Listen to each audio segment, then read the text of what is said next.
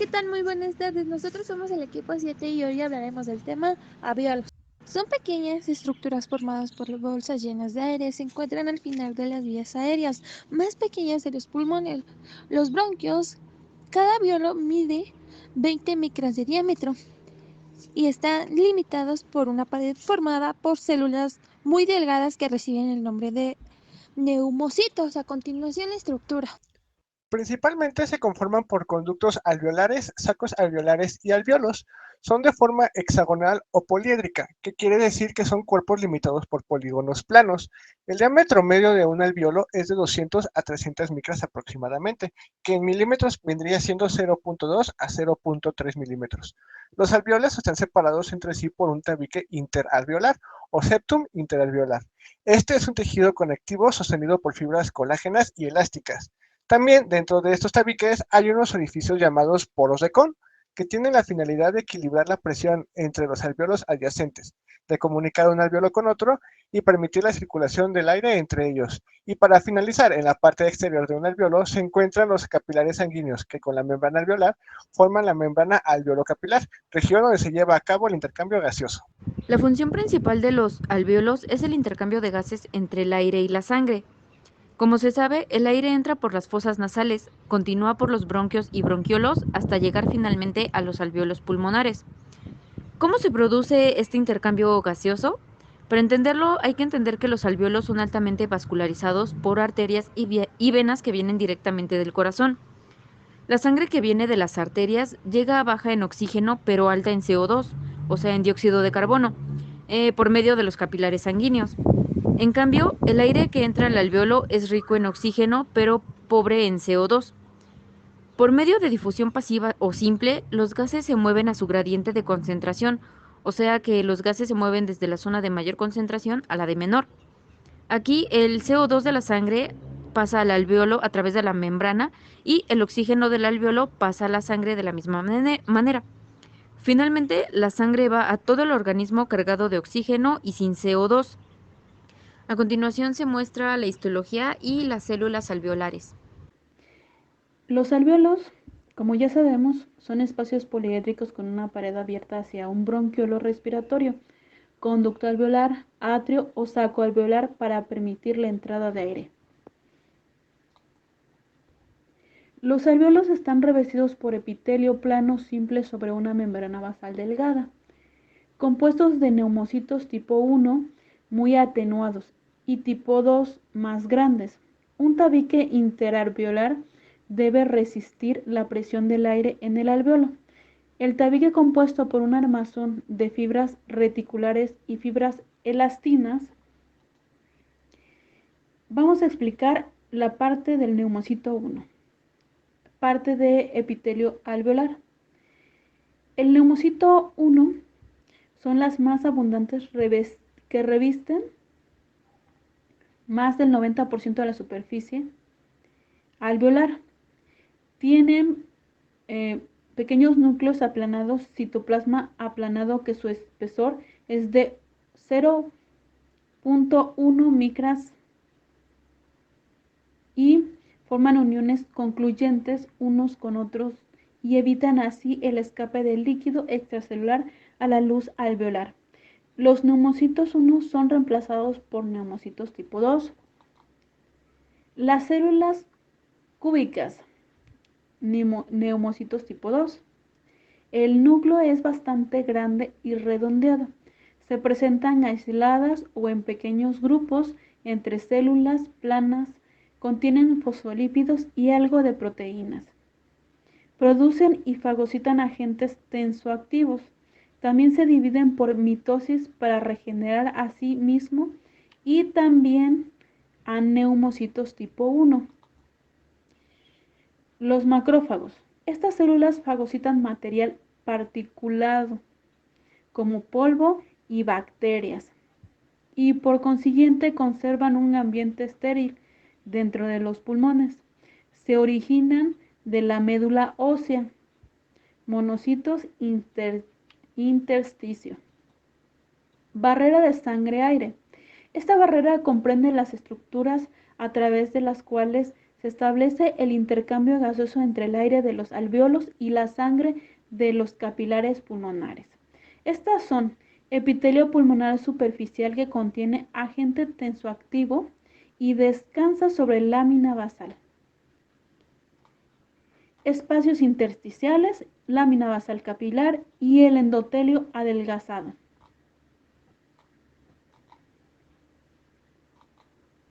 Agente tensoactivo. Producido por las células alveolares tipo 2, compuesto por fosfatidilcolina, actúan como un factor que evita el colapso y disminuye la tensión superficial del líquido alveolar. Barrera sangre-aire, especializada para el intercambio gaseoso, función de control líquido intersticial. Lobulillo pulmonar, unidad estructural del pulmón, forma piramidal. Tiene una base y altura que mide ambas de 1 a 2 centímetros. Pequeños sacos que se llenan de aire con los movimientos respiratorios y cuyas delgadas paredes están envueltas por una red capilar, donde se realizan la hematosis. A esto se les debe el aspecto exterior de los pulmones, que son las figuras que vemos cuando tenemos las posibilidades de tener un sujeto anatómico, digamos, en la vida real. El bronquiolo supralobulillar penetra en el lobulillo y se convierte en el bronquio intralobulillar. Se ramifica en ramas colaterales que acaban en acinos, formando bronquios acinosos. Los acinos son pequeñas masas de 1 o 2 milímetros de ancho suspendidas de bronquios acinosos. En su continuación con el bronquiolo presentan un estrechamiento denominado vestíbulo, del que parten conductos alveolares que terminan en infundíbulos. Estos presentan en su superficie externa numerosas abolladuras. Esos salientes corresponden a depresiones en el interior conocidas como alvéolos. Vasos de la hematosis. Arterias pulmonares, ramas de bifurcación de la arteria pulmonar. Cada arteria va ramificándose junto con los bronquios. Árbol arterial. Al llegar al lobulillo, la rama de la arteria penetra con el bronquio y se divide con este en colaterales y terminales. Venas pulmonares. Tiene su origen en la pared capilar del lobulillo. Pasan a los espacios interlobulillares como venas interlobulillares. Van reuniéndose con sus vecinas formando troncos cada vez más gruesos que se dirigen al ilio.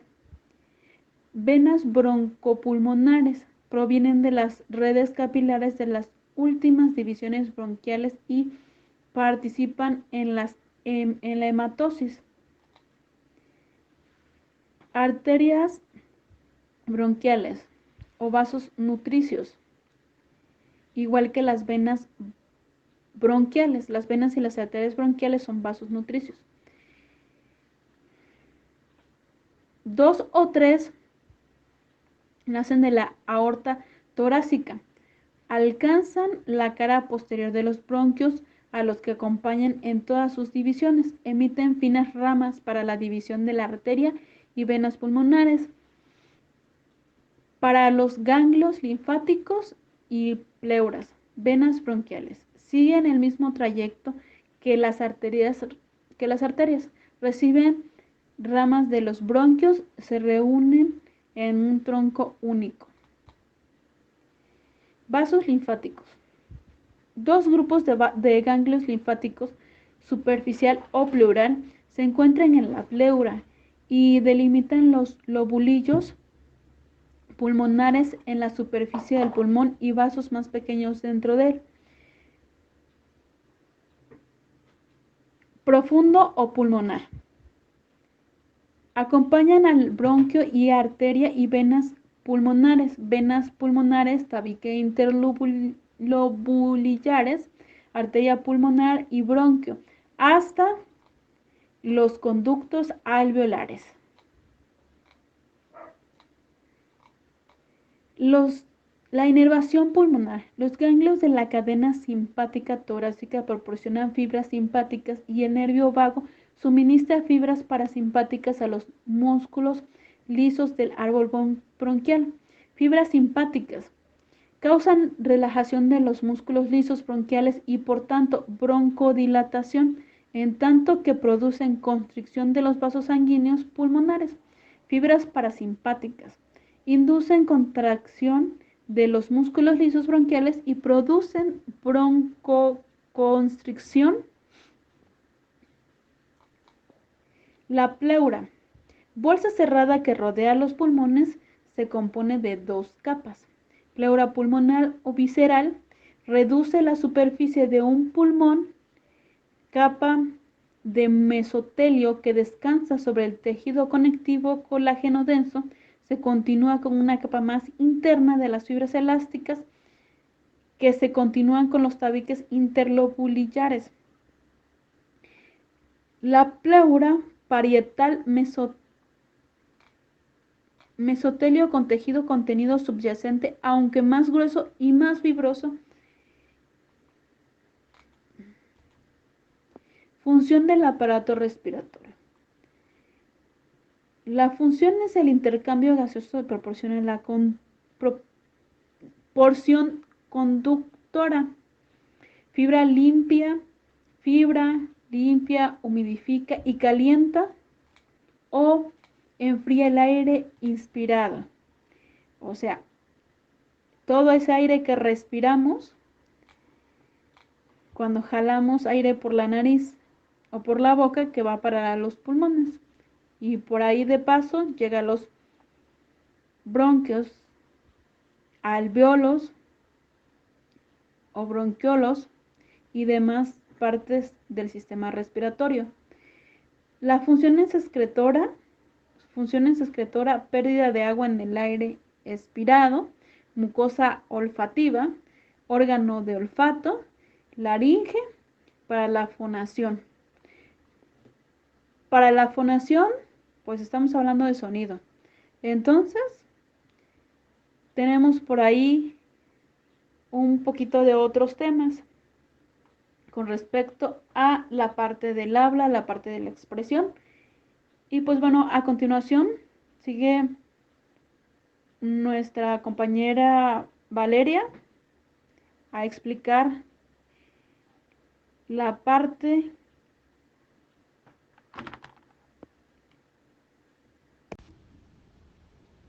Los neumocitos tipo 2 son células de formas cúbicas secretoras y con microvellosidades apicales de pequeña longitud que se sitúan en los ángulos obtusos de los alvéolos a nivel de los septos, por lo que también se les conoce como células septales. Ahí en el esquema podemos observar cuerpos laminares en su interior donde se produce el surfactante pulmonar. Este ocupa el 10% de la superficie y su citoplasma contiene abundantes mitocondrias, retículo endoplasmático rugoso, lisosomas y cuerpos laminares. Su función fundamental es controlar el metabolismo y secreción del surfactante pulmonar que liberan al espacio alveolar a través de la exocitosis y se produce el recubrimiento de la superficie alveolar. El surfactante pulmonar es una mezcla de proteínas y lípidos cuya principal función es disminuir la tensión superficial en la interfase aire-líquido de los alvéolos. Estas proteínas intervienen en la estructura del surfactante, que son la proteína surfactante A. Esta es la más abundante y regula su síntesis y secreción del surfactante por el neumocito tipo 2, que interviene en las respuestas inmunitarias. También está la proteína surfactante B, que es una proteína organizadora del surfactante que interviene en la absorción y diseminación del mismo sobre la superficie alveolar. La proteína surfactante C, que interviene en la orientación y en el interior del surfactante y mantiene la capa delgada en el interior de los alvéolos. De igual manera, la proteína surfactante D, que colabora con la respuesta inflamatoria local, es decir, en la actividad defensiva del pulmón. Estos neumocitos de tipo 2 presentan unos canales que permiten el paso de fluidos, iones y proteínas, además del surfactante. Existen estudios experimentales con animales que han demostrado la instilación del factor del crecimiento. El surfactante contribuye a regular el pH y la concentración del calcio, actuando sobre la señal inflamatoria del alveolo y favorece la coagulación y la fibrinólisis. Interviene en la protección del parenquima pulmonar contra patógenos extraños, ya que muchos de sus componentes son bactericidas. El surfactante es detectable en el feto a las 28 semanas de gestación y su producción insuficiente, sobre todo en los recién nacidos prematuros, es causa del síndrome de dificultad respiratoria del recién nacido, también llamado enfermedad de las membranas hialinas. Los macrófagos son células especializadas en la detección, fagocitosis y destrucción de bacterias y otros organismos dañinos. Además, estos pueden presentar antígenos a las células e iniciar el proceso inflamatorio mediante la liberación de moléculas llamadas citocinas. Estos macrófagos se originan a partir de los monocitos sanguíneos, que dejan la circulación para diferenciarse en distintos tejidos. Cada población de macrófagos es sustancialmente heterógena. Los macrófagos pueden migrar y circular entre casi todos los tejidos, buscando la presencia de patógenos y eliminando moléculas muertas.